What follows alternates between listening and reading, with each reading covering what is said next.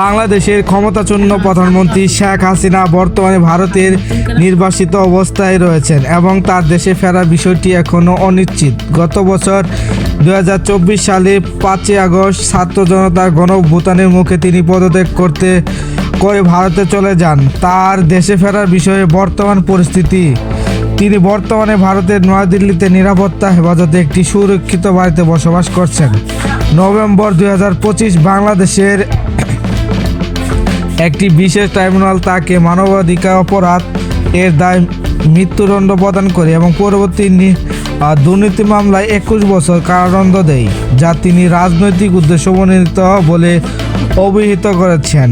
এসব রায়ের কারণে তিনি পলাতক আসামি হিসেবে গণ্য রয়েছেন।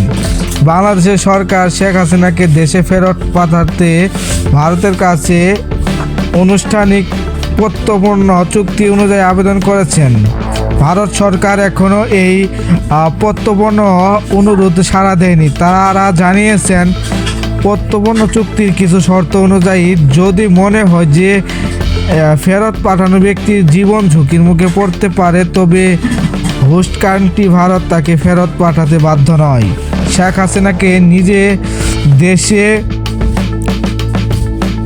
ফেরার আগ্রহ প্রকাশ করেছেন, তবে তা নির্ভর করবে বাংলাদেশ অংশগ্রহণমূলক গণতন্ত্র পুনরুদ্ধার, তার দল আওয়ামী লীগের উপর থেকে নিষেধাজ্ঞা প্রত্যাহার এবং অবাধ অন্তর্ভুক্তিমূলক নির্বাচন অনুষ্ঠানের মতো রাজনৈতিক পরিস্থিতির উপর। তার ছেলে সজীব ওয়াজেদ জয় বলেছেন, নির্বাচন ঘোষণা হলেই তিনি দেশে ফিরবেন। সামগ্রিকভাবে আইন ও রাজনৈতিক জটিলতার কারণে তার দেশে ফেরা এই মুহূর্তে নিশ্চিত নয়।